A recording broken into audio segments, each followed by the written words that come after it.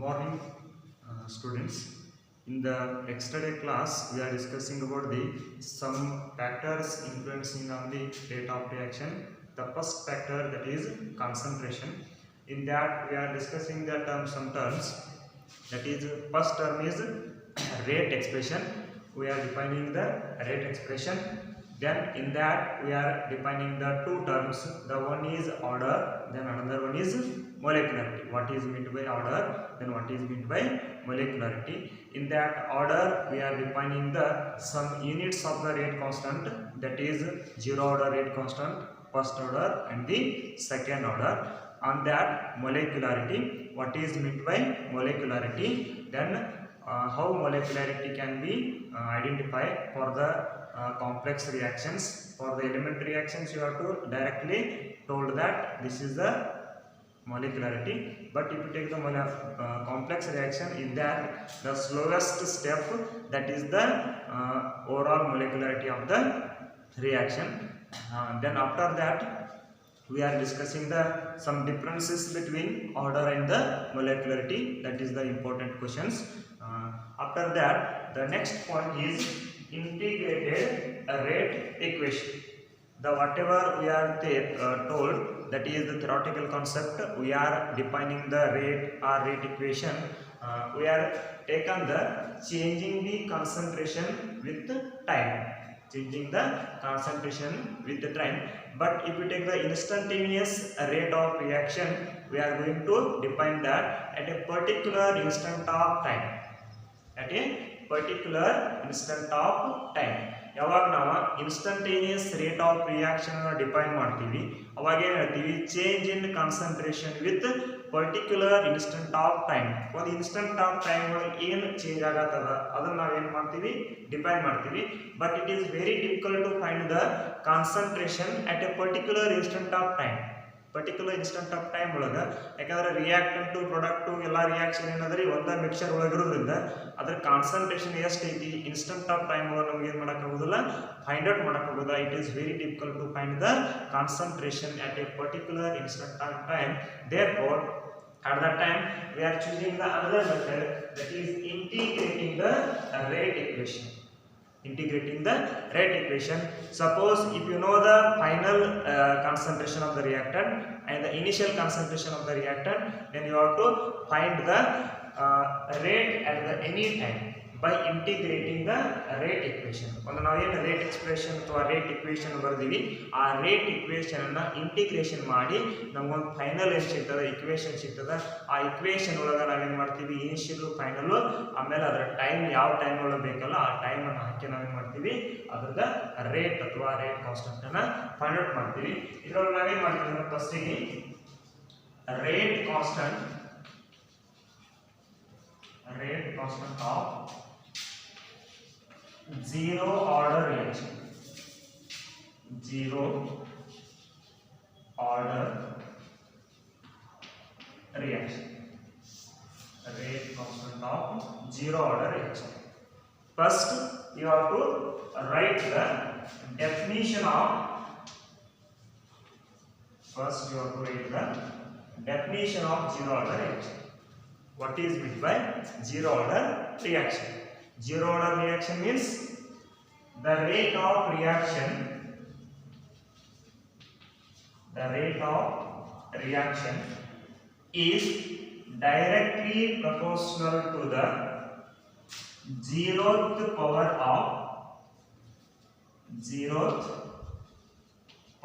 of concentration of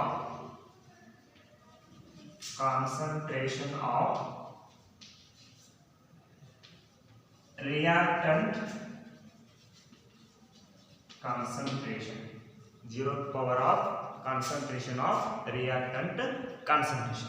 That is the definition of the zero order reaction. Zero order reaction means, in that zero order reaction, the rate of reaction is directly proportional to the zeroth power of reactant concentration, or simply we say that the rate of reaction, it is independent on the concentration of the reactant. ಅದ reactant concentration rate of reaction dependent ಇಲ್ಲ independent ಇತ್ತು ಅಂದ್ರೆ ಆ ರಿಯಾಕ್ಷನ್ಗೂ ನಾವೇನು ಕರಿಬಹುದ್ರಿ zero order reaction ಅಂತ ಕರಿಬಹುದು. That is called the zero order reaction.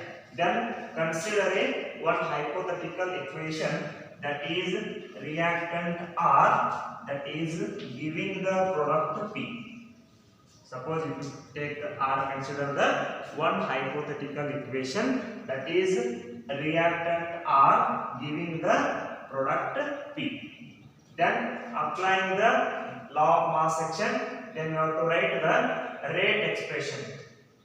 You have to write the rate expression, that is rate is directly proportional to concentration of the reactant. Suppose it is a zero order reaction, then you have to write it as the rate of reaction is directly proportional to the zeroth power of the reactant concentration. Zeroth power of the reactant concentration. Therefore, the rate is equal to K into concentration of R to the power 0. R to the power 0. Suppose this expression, differential rate expression of the rate can be written as minus D into concentration of R divided by dt. Minus dr by dt, then that is equal to K into concentration of R to the power 0. Concentration of R to the power 0. Suppose if you take equation 1 and put it, anything to the power 0 is 1. ಹೌದಾ, ಯಾವುದೇ ಇರಲಿ ಅದರ power 0 ಇತ್ತು ಅಂದ್ರೆ ಅದರ value ಏನಾಗಿರ್ತದ್ರಿ 1 ಆಗ್ತದೆ. therefore this equation can be written as minus d into concentration of R divided by dt, minus dr by dt. This is equal to the K into 1 because the R to the power 0, that value is 1. Then you have to ಸ್ವಲ್ಪ ಏನು ಮಾಡೋದ್ರೊಳಗೆ changes ಅನ್ನು ಮಾಡ್ರಿ. ಈ negative sign ಹೋಗ್ಬೇಕಾದ್ರೆ ಏನು ಮಾಡ್ಬೇಕ್ರಿ, throughout negative sign ಇಂದ multiply ಮಾಡಿದ್ರೆ ಇದ್ರ ನೆಗೆಟಿವ್ ಸೈನ್ ಹೋಗ್ತದ, ಇದ್ರ ನೆಗೆಟಿವ್ ಸೈನ್ ಬರ್ತದ. ಆಮೇಲೆ ಈ ಡಿ ಟಿ ಅನ್ನ ನಾ ಏನು ಮಾಡ್ತೀವಿ ಈ ಕಡೆ ತಗೋತೀವಿ. ಏನು ಡಿ ಟಿ ಅದಲ್ಲ ಇಲ್ಲಿ ಡಿವೈಡೆಡ್ ಅದ, ಈಕ್ವಲ್ ಸೈನ್ ಈ ಕಡೆ ತಗೊಂಡ್ರೆ ಏನಾಗ್ತದ ಇಂಟು ಆಗ್ತದ. ಅವನ್ನ ಡೈರೆಕ್ಟ್ ಆಗಿ ಏನು ಬರೀಬೋದ್ರಿ, d into concentration of R equal to minus K into dt, minus K into dt ಆಗ್ತದೆ. then you have to integrate, this is the equation 2, integrate equation 2, integrate equation 2 on both sides, on both sides. then this equation 2 becomes, this is the dx. integration ನೀವು already ಕಲಿತಿರಬೇಕು ಅಥವಾ ಕಲಿಯಬೇಕು. integration ಏನಂದ್ರೆ it is the reciprocal of the differentiation. ಹೌದಾ, ಇದೇನಿರುತ್ತೆ reciprocal of the differentiation ಅದ. suppose if you take the x can be differentiated with respect to s, then we get the dx. x ಅನ್ನು ನಾವು differentiation ಮಾಡಿದಾಗ ಏನು ಬರ್ತದೆ, dx ಬರ್ತದೆ. ಈ dx ಅನ್ನು ನಾವು ಏನಾದರೂ ಇಂಟಿಗ್ರೇಷನ್ ಮಾಡಿದ್ರೆ ನಮಗೆ ಏನು ಸಿಗ್ತದೆ, x ಸಿಗ್ತದೆ. ಹೌದಾ, ಅದೇ ರೀತಿ ಈಗ dr ಅಂದ್ರೆ ಏನಾಗೈತ್ರಿ, dx ಅದ. then integration ಮಾಡಿದ್ರೆ ನಮಗೆ ಏನು ಬರ್ತದೆ, ಅವಾಗ ಓನ್ಲಿ ಕಾನ್ಸಂಟ್ರೇಷನ್ ಆಫ್ r ಬರ್ತದೆ. ಅದಕ್ಕೆ ನಾವು ಏನು ಬರೀಬೋದ್ರಿ, integration of d into r. ಇದು ಕೇವಲ ಕಾನ್ಸ್ಟೆಂಟ್ ಅಲ್ಲ, ಕಾನ್ಸ್ಟೆಂಟ್ ಅನ್ನ ನಾವು ಇಂಟಿಗ್ರೇಷನ್ ಮಾಡೋದಿಲ್ಲ ಅಥವಾ ಡಿಫರೆನ್ಸಿಯೇಷನ್ ಮಾಡೋದಿಲ್ಲ, ಅದಕ್ಕೆ ಹಾಗೆ ಬರೀತೀನಿ. then integration of d, then integration of dr is equal to concentration of r equal to minus k, ಇದೇನಾಗ್ತದೆ T plus C. This C we call it as the integration constant. ಈ C ಅನ್ನು ನಾವೇನು ಕರಿತೀವಿ, integration constant ಅಂತ ಕರಿತೀವಿ. then find the value of C. suppose if you take the equation 3, ಇದಕ್ಕೆ ನಾವು ಏನಾದರೂ equation 3 ಅಂತ ಕೊಟ್ಟಿವಿ ಅಂದ್ರೆ find the value of C. C value find out ಮಾಡಬೇಕಾದ್ರೆ ನಾವು ಏನು ಮಾಡ್ತೀವಿ, at that time t equal to 0, at that time t equal to 0, the concentration of R the concentration of R is equal to the R naught. Is equal to the R naught. Here R naught is the initial concentration, then R is the change in concentration. R is the change in concentration at the time t is equal to 0 means before starting the reaction. Before starting the reaction, therefore there is no change, any change in the concentration of the reactant. Therefore change in concentration of the reactant is equal to the initial concentration. Is equal to the initial concentration. Therefore you have to substitute these value, t value and R value in the equation 3. In the equation 3, then R will become the R naught. R naught. Suppose if you put the value of 0, t value 0, then 0 into anything is 0, then you get the value C. ಇದೆಲ್ಲಿ ಬಂದುತ್ತಾಗ R C is equal to R naught. Then fill the value of C value in the equation 3. Equation 3 ಒಳಗೆ ಏನು ಮಾಡ್ರಿ, ಈ R value ಅನ್ನು ಇದು C value ಅನ್ನು fill ಮಾಡ್ರಿ. Then R is equal to then R is equal to minus KT plus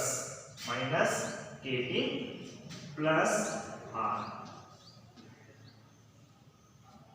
plus R naught minus KT plus R naught. ಈಗ ಏನು ಮಾಡಬೇಕಂದ್ರೆ ಈ ವ್ಯಾಲ್ಯೂ ಅನ್ನ ಸ್ವಲ್ಪ ಈ ಏನು ಇಕ್ವೇಶನ್ ಬಂದದ ಈ ಇಕ್ವೇಶನ್ ಅನ್ನ ಸ್ವಲ್ಪ ಏನು ಮಾಡಬೇಕ್ರಿ, ಅಲ್ಟರೇಟ್ ಮಾಡಬೇಕು. ಹೌದಾ? ಈಗ ಏನು ಮಾಡ್ತೀವಿ, ಈ ಮೈನಸ್ KT ನ ಈ ಕಡೆ ತಂದಿದ್ರೆ ಪ್ಲಸ್ KT ಆಗ್ತದೆ. ಆಮೇಲೆ ಈ R ಅನ್ನ ಆ ಕಡೆ ತಗೊಂಡಿದ್ರೆ ಪ್ಲಸ್ R ಏನಾಗ್ತದೆ, ಮೈನಸ್ R ಆಗ್ತದೆ. Then we get the KT is equal to R naught minus R. KT is equal to R naught minus R. Then K ಇಲ್ಲಿ ಯಾಕಂದ್ರೆ ರೇಟ್ ಕಾನ್ಸ್ಟೆಂಟ್ ಬೇಕಾಗಿದೆ, T ಅನ್ನ ಆ ಕಡೆ ಕಳಿಸಿದ್ರೆ ಏನಾಗ್ತದೆ, ಡಿವೈಡೆಡ್ ಆಗ್ತದೆ. That is R naught minus R divided by T. This is called the rate constant of zero order reaction, that is K is equal to R naught minus R divided by T. R naught minus R divided by T. ಹೌದಾ? ಇದೇ ರೀತಿ ನಾವೇನು ಮಾಡಬೇಕಿನ್ನ first order reactions ಅನ್ನು ಬರೀಬೇಕು. ಅದಕ್ಕಿಂತ ಮೊದಲ ಸ್ವಲ್ಪ ಎಲ್ಲೇ ಏನೇನು ಮಾಡಿದ್ದೀವಿ ಹೌದಾ, ಫಸ್ಟ್ನೇ ನಾವು ಜೀರೋ ಆರ್ಡರ್ ಹೌದಾ ರಿಯಾಕ್ಷನ್ ಅಂದ್ರೆ ಡೆಫಿನಿಷನ್ ಬರ್ತೀವಿ. ಒಂದು ಹೈಪೋಥೆಟಿಕಲ್ ಇಕ್ವೇಶನ್ ಅನ್ನ ಕನ್ಸಿಡರ್ ಮಾಡಿವಿ. ಅದಕ್ಕೆ ಲಾ ಆಫ್ ಮಾಸ್ ಎಕ್ಸ್ ಪ್ರಕಾರ ರೇಟ್ ಅನ್ನು ಅಪ್ಲೈ ಮಾಡ್ತೀವಿ. ಅವಾಗ ಏನಾಗ್ತದೆ, rate is directly proportional to the reactant concentration.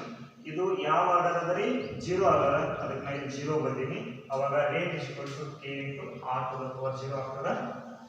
Differential rate equation ಬರೆದಿವಿ ಅಂದ್ರೆ equation minus dr by dt is equal to K into R naught ಆಯಿತು. ಇದನ್ನ ನಾವು ಏನು ಮಾಡ್ತೀವಿ, ಸ್ವಲ್ಪ ಅಲ್ಟರ್ನೇಟ್ ಮಾಡ್ತೀವಿ. ಈ dt ಅನ್ನ ಈ ಕಡೆ ಕಳಿಸಿವಿ. ಆಮೇಲೆ anything to the power 0 ಅಂದ್ರೆ 1 ಆಗ್ತದೆ. ಅವಾಗ dr is equal to ಹೌದಾ ನೆಗೆಟಿವ್ ಸೈನ್ ಅನ್ನು ಈ ಕಡೆ ಕಳಿಸಿವಿ, ಮೈನಸ್ K into dt ಆಯಿತು. ಈ ಇಕ್ವೇಶನ್ ಅನ್ನ ಇಂಟಿಗ್ರೇಷನ್ ಮಾಡಿವಿ. ಹೌದಾ, ಇಂಟಿಗ್ರೇಷನ್ ಮಾಡಿ ವ್ಯಾಲ್ಯೂ ಆಫ್ C ಅನ್ನ ಫೈಂಡ್ ಔಟ್ ಮಾಡಿ ಆ ವ್ಯಾಲ್ಯೂ ಆಫ್ C ಅನ್ನ ಸಬ್ಸ್ಟಿಟ್ಯೂಟ್ ಮಾಡಿವಿ. ಆಮೇಲೆ C ಅನ್ನ ಸಬ್ಸ್ಟಿಟ್ಯೂಟ್ ಮಾಡಿದಾಗ ನಾವು ಏನು ಮಾಡಿವಿ ಮತ್ತೆ ಅಲ್ಟರ್ನೇಟ್ ಮಾಡಿವಿ. ಹೌದಾ, ಇಷ್ಟೇ 3 ಪಾಯಿಂಟ್. ಒಂದು ಡೆಫಿನಿಷನ್ ಬರೀಬೇಕು. ಡೆಫಿನಿಷನ್ ಆದ ನಂತರ ಇಕ್ವೇಶನ್ ಬರೋದು, ಒಂದು ಡಿಫರೆನ್ಷಿಯಲ್ ರೇಟ್ ಇಕ್ವೇಶನ್ ಬರೀಬೇಕು. ಡಿಫರೆನ್ಷಿಯಲ್ ರೇಟ್ ಇಕ್ವೇಶನ್ ಅನ್ನ ಸ್ವಲ್ಪ ಅಲ್ಟರ್ನೇಟ್ ಮಾಡಬೇಕು, ವ್ಯಾಲ್ಯೂಸ್ ಅನ್ನ ಚೇಂಜಸ್ ಮಾಡಬೇಕು. ಆಮೇಲೆ ಒಂದು ಇಕ್ವೇಶನ್ ಸಿಗ್ತದ, ಅದನ್ನ ಇಂಟಿಗ್ರೇಷನ್ ಮಾಡಬೇಕು. ಇಂಟಿಗ್ರೇಷನ್ ಮಾಡಿ ವ್ಯಾಲ್ಯೂ ಆಫ್ C ಅನ್ನ ಫೈಂಡ್ ಔಟ್ ಮಾಡಬೇಕು. ಯಾವ ರೀತಿ ಅನ್ನೋದು ನಿಮ್ಗೆ ಗೊತ್ತಲ್ಲ. C ಫೈಂಡ್ ಔಟ್ ಮಾಡಿದಾಗ ಆ ವ್ಯಾಲ್ಯೂ ಆಫ್ C ಅನ್ನ ಆ ಇಕ್ವೇಶನ್ ಒಳಗೆ ತುಂಬಿದಾಗ ನಮ್ಗೆ ಸಿಗ್ತದ, ಮತ್ತೊಂದು ಇಕ್ವೇಶನ್ ಸಿಗ್ತದ. ಆ ಇಕ್ವೇಶನ್ ಅನ್ನ ನಾವೇನ್ ಮಾಡ್ತೀವಿ, ಸ್ವಲ್ಪ ಅಲ್ಟರ್ನೇಟ್ ಮಾಡಿದ್ವಿ, ವ್ಯಾಲ್ಯೂಸ್ ಅನ್ನ ಚೇಂಜಸ್ ಮಾಡಿದ್ವಿ ಅಂದ್ರೆ ನಮ್ಗೆ ಸಿಗ್ತದ K ವ್ಯಾಲ್ಯೂ ಸಿಗ್ತದೆ. ನಮ್ಗೆ K ವ್ಯಾಲ್ಯೂ ಸಿಗ್ತದ. ಈ ರೀತಿ ನಾವೇನ್ ಮಾಡ್ತೀವಿ, rate constant of zero order reaction ಅಂತ ತಗೋತೀವಿ. ಹೌದಾ, ಇನ್ನೊಂದು ಏನಂದ್ರೆ ಇದರೊಳಗೆ ಇನ್ನೊಂದು 2 ತರ ಬರ್ತದೆ. ಒಂದು ಗ್ರಾಫಿಕಲ್ ರಿಪ್ರೆಸೆಂಟೇಷನ್ ಬರ್ತದೆ, ಒಂದು ಎಕ್ಸಾಂಪಲ್ ಬರ್ತದೆ. ಅದು ಫಸ್ಟ್ ಆರ್ಡರ್ಕು ಮತ್ತು ಜೀರೋ ಆರ್ಡರ್ಕು ಎರಡಕ್ಕೂ ಕೂಡಿಸಿ ಹೇಳ್ತದೆ. ಅಂದ್ರೆ ಗ್ರಾಫಿಕಲ್ ಏನಾಗ್ತದ್ರಿ, ನಮ್ಗೆ ನೆನಪಿಟ್ಕೊಳ್ಳೋಕೆ ಚಲೋ ಆಗ್ತದೆ. ಆಮೇಲೆ ಎಕ್ಸಾಂಪಲ್ ನೆನಪಿಟ್ಕೊಳ್ಳೋಕೆ ಚಲೋ ಆಗ್ತದೆ. ಅದೇ ರೀತಿ ಈಗ ಎರಡನೇ ಏನು ಮಾಡೋದು, ಈಗ derivation of first order reaction ತಗೊಂಡು ಅಂದ್ರೆ ಎಲ್ಲಿ ನಾವು ಚೇಂಜ್ ಮಾಡಿವಿ ಏ ಚೇಂಜ್ ಮಾಡಿವಿ ಅಂತ ಅಷ್ಟೇ ಕೊಡ್ತಾರೆ ಹೌದಾ. ಆಮೇಲೆ ನೆಕ್ಸ್ಟ್ ಏನಂದ್ರೆ ಇದರೊಳಗೆ ಇನ್ನೊಂದು ಗ್ರಾಫಿಕಲ್ ಮತ್ತು ಎಕ್ಸಾಂಪಲ್, ಅದರೊಳಗೆ ಒಂದು ಗ್ರಾಫ್ ಒಂದು ಎಕ್ಸಾಂಪಲ್ ಹೌದಾ. ಅದನ್ನ ಇದು ಎರಡು ಮುಗಿದ ನಂತರ ನೆಕ್ಸ್ಟ್ ವಿಡಿಯೋದಾಗ ಹೇಳೋಣ. ಈಗ rate constant of zero order reaction ಇದ್ದಲ್ಲಿ ನಾವು ಏನು ತಗೋಬೇಕಾಗಿದೆ, rate constant of first order ತಗೋಬೇಕು. Rate constant of first order definition ಹೆಂಗ್ ಬರೀಬೋದ್ರಿ, same rate of reaction is directly proportional to the ಹೌದಾ. ಅದು ಜೀರೋ ಆರ್ಡರ್ ಇತ್ತು, ಜೀರೋ ಪವರ್ ಬರ್ತೈತ್ರಿ. ಆಮೇಲೆ ಇದು ಏನಾಗ್ತದೆ ಈಗ first power of concentration of the reactant ಹೌದಾ. Concentration of the reactant, reactant to the concentration ಏನಂದ್ರೆ directly proportional ಅದ. Suppose if you take the one hypothetical equation that is R use P, then rate is directly proportional to the zero ಅದ. ಈಗ ಏನಾಗ್ತದೆ first power ಹೌದಾ, 1 ಅನ್ನು ಬರೋದು ನಡೀತದ ಬಿಟ್ಟು ನಡೀತದ ಹೌದಾ. ಆಮೇಲೆ rate is equal to K into R to the power 0 ಬರ್ತೀವಿ. then ಡಿಫರೆನ್ಷಿಯಲ್ ಈಕ್ವೇಷನ್ ಬರಬೇಕಾದ್ರೆ minus dr by dt is equal to K into ಹೌದಾ to the power 1 ಗೊತ್ತಾಯ್ತಾ. ಇನ್ನೇನು ಮಾಡಾಕ್ತೀವಿ ನಾವು minus d r by d T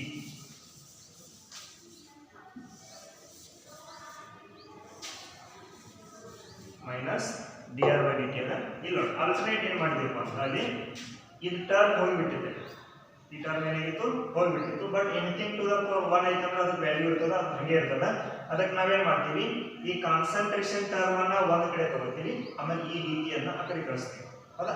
ಈಗ ನೋಡಿ ಇನ್ನ ಏನ್ ಬೇಕಂದ್ರೆ minus d into concentration of r divided by concentration of r is equal to k into t ಹೌದಾ. ಈ ಡಿ ಟಿಯನ್ನ ಈ ಕಡೆ ಕಳಿಸಿದ್ರೆ ಆರ್ ಅನ್ನ ಈ ಕಡೆ ತಗೊಂಡು ಇಷ್ಟೇ, ಏನು ಇಲ್ಲ ಹೌದಾ. Then integrate on both sides, equation ಏನ್ ಮಾಡ್ರಿ ಇಂಟಿಗ್ರೇಟ್ ಮಾಡಿ, integrates on both sides ಹೌದಾ. ಇಂಟಿಗ್ರೇಷನ್ ಮಾಡಿದ್ರೆ ಏನಾಗ್ತದೆ, ಇದು ಈ ಸೈನ್ ಅನ್ನ ಈ ಕಡೆ ತಗೋರಿ, ಮೈನಸ್ ಕೆ ಹಾಕ್ಕೊಳ್ಳೋರೆ. Integration of D into R divided by R is equal to minus K into D T ಅದ. ಇದನ್ನ ಇಂಟಿಗ್ರೇಷನ್ ಮಾಡ್ತೀವಿ ಹೌದಾ. ವಿತ್ ರೆಸ್ಪೆಕ್ಟ್ ಟು ಹೌದಾ, ನಾವು ಇಂಟಿಗ್ರೇಷನ್ ಮಾಡಿದ್ವಿ ಅಂದ್ರೆ ಅವಾಗ ಇದನ್ನ ಏನಾಗ್ತದ್ರೆ 1 by r into dr ಹೌದಾ. ಈಗ ನಾವು log x ಅನ್ನ ಡಿಫರೆನ್ಸಿಯೇಷನ್ ಮಾಡಿದಾಗ ಏನು ಬರ್ತದ್ರಿ 1 by x ಬರ್ತದೆ. ಈಗ 1 by x ಅನ್ನ ಇಂಟಿಗ್ರೇಷನ್ ಮಾಡಿದಾಗ ಏನು ಬರ್ತದೆ ನಮಗೆ log x ಬರ್ತದೆ ಹೌದಾ. ಇದು 1 by x into dx form ಆಗೈತ್ರಿ. ಅದಕ್ಕೆ ನಾವೇನು ಬರೀಬಹುದು, ಇದನ್ನ 1 by x ಫಾರ್ಮ್ ಆಗೈತೆ ಹೇಳಿ ಇದನ್ನ ln of r is equal to minus k into t plus c. ಇದಷ್ಟೇ ನೆನಪಿಡೋದು. ಇದೆಲ್ಲ ನಿಮ್ಗೆ ಸೇಮ್ ಅದ, ಜೀರೋ ಆರ್ಡರ್ಗೂ ಸೇಮ್ ಅದ, ಫಸ್ಟ್ ಆರ್ಡರ್ಗೂ ಸೇಮ್ ಅದ. ಅಲ್ಲಿ ಜೀರೋ ಇಟ್ಟಿದ್ರಿ, ಇಲ್ಲಿ ಅಷ್ಟೇ ಏನು ಬರೀಬೇಕ್ರಿ ಫಸ್ಟ್ ಬರೀಬೇಕು. ರೇಟ್ ಬರೀತೀರಿ, ಇಕ್ವೇಷನ್ ಬರೀತೀರಿ ಹೌದಾ. ವ್ಯಾಲ್ಯೂ ಟರ್ಮ್ಸ್ ಅನ್ನ ಇಂಟರ್ಚೇಂಜ್ ಮಾಡ್ತೀರಿ, ಈ ಡಿ ಟಿ ಅನ್ನ ಈ ಕಡೆ ತಗೋತೀರಿ, ಆರ್ ಅನ್ನ ಈ ಕಡೆ ತಗೋತೀರಿ. ಆ ಬಂದಂತ ಇಕ್ವೇಷನ್ ಇಂಟರ್ಚೇಂಜ್ ಮಾಡಿದಾಗ ಇಕ್ವೇಷನ್ ಏನು ಬಂದದ ಅದನ್ನ ಇಂಟಿಗ್ರೇಷನ್ ಮಾಡಿವಿ. ಅಲ್ಲಿ ಬರೀ ಏನು ಸಿಕ್ಕಿತ್ತು dx ಸಿಕ್ಕಿತ್ತು, ಅಂದ್ರೆ d into r ಸಿಕ್ಕಿತ್ತು. ಬಟ್ ಇಲ್ಲಿ ಏನಂದ್ರೆ d into r divided by ಹೌದಾ, dr ಡಿವೈಡೆಡ್ ಬೈ r ಅದ. ಅಂದ್ರೆ 1 by r into dr ಅಂದಾಗ ಅದಕ್ಕೆ 1 by x into dx ಅನ್ನು ಇಂಟಿಗ್ರೇಷನ್ ಮಾಡಿದಾಗ ಏನು ಸಿಗ್ತದೆ ln x ಸಿಗ್ತದ. ಅದೇ ರೀತಿ 1 by r into dr ಅನ್ನು ಇಂಟಿಗ್ರೇಷನ್ ಮಾಡಿದಾಗ ಏನು ಬರ್ತದೆ ln of r ಬರ್ತದೆ. ದೆನ್ ಇದು ನಿಮಗೆ ಬರ್ತದೆ kt plus ಇದು ಉಳಿದದೆಲ್ಲ ಸೇಮ್ ಹೌದಾ. if you take the plus c ಅದ ವ್ಯಾಲ್ಯೂ ಆಫ್ c ಅಂದ್ರೆ ರೇಟ್ ಕಾನ್ಸ್ಟೆಂಟ್ ಇಂಟಿಗ್ರೇಷನ್ ಕಾನ್ಸ್ಟೆಂಟ್, ಇದರ ವ್ಯಾಲ್ಯೂ ಅನ್ನು ಕಂಡಕ್ಟ್ ಮಾಡ್ತೀರಿ. at the time 0 at the time t is equal to 0, then concentration of r is equal to r naught. Then put the value of r and t, put the value of r and t in the equation 2. If you take the equation 1, this is the equation 2. In the equation 2, then ln r naught is equal to, in c value t value 0 ತುಂಬಿದ್ರೆ ಏನಾಗ್ತದ್ರಿ ಹೋಗ್ತದ plus C ಉಳಿತದ that is c.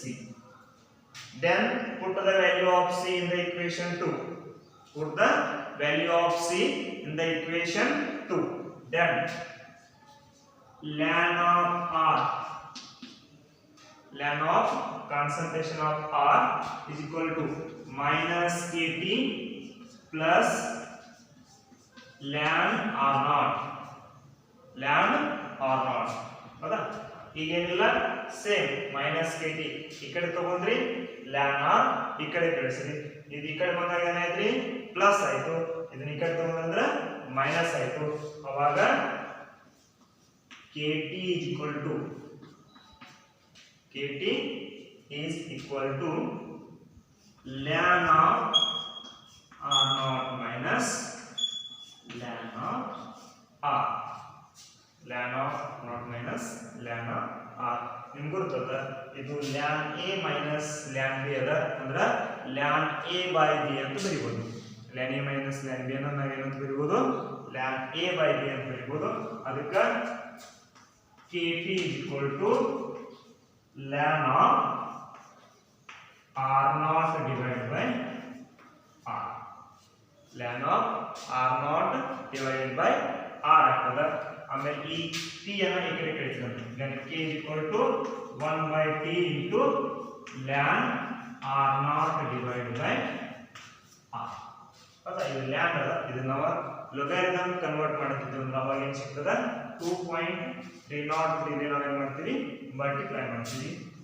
then k is equal to 2.303 divided by t into log R0 divided by R into R0 divided by R. This is the rate constant of first order reaction. ಈ ಎರಡು expression ಅನ್ನ ಏನು ಮಾಡ್ರಿ ಒಂದಲ್ಲ ಎರಡು ಸಲ ಅಲ್ಲ ಮೂರು ಸಲ ಎಲ್ಲಿ ಯಾವ ಸ್ಟೆಪ್ ಅನ್ನ ಚೇಂಜ್ ಮಾಡಿವಿ ಅನ್ನೋದನ್ನ ಸ್ವಲ್ಪ ಅಂಡರ್ಸ್ಟ್ಯಾಂಡ್ ಮಾಡ್ಕೊಂಡು ಒಂದು ಎರಡು ಸಲ ಬಿಡಿಸಿದ್ರೆ ಆಟೋಮೆಟಿಕ್ ಬರ್ತದ. ಆಮೇಲೆ ನೆಕ್ಸ್ಟ್ ಕ್ಲಾಸ್ ಒಳಗೆ ಈ ಎರಡು ಜೀರೋ ಆರ್ಡರ್ ಮತ್ತು first order rate constant graphical representation ಮ್ಯಾಗು ಒಂದೆರಡು ಕ್ವಶನ್ಸ್ನ ಕೇಳ್ತಾರೆ. ಆಮೇಲೆ ಅವೊಂದು ಎಕ್ಸಾಂಪಲ್ಸ್ ಕೇಳ್ತಾರೆ. ಅದನ್ನು ಬಿಡಿಸ್ಕೊಂಡು ಒಂದೊಂದು ಪ್ರಾಬ್ಲಮ್ಸನ್ನು ನೆಕ್ಸ್ಟ್ ಕ್ಲಾಸ್ ಒಳಗೆ ಡಿಸ್ಕಷನ್ ಮಾಡ್ತಾರೆ.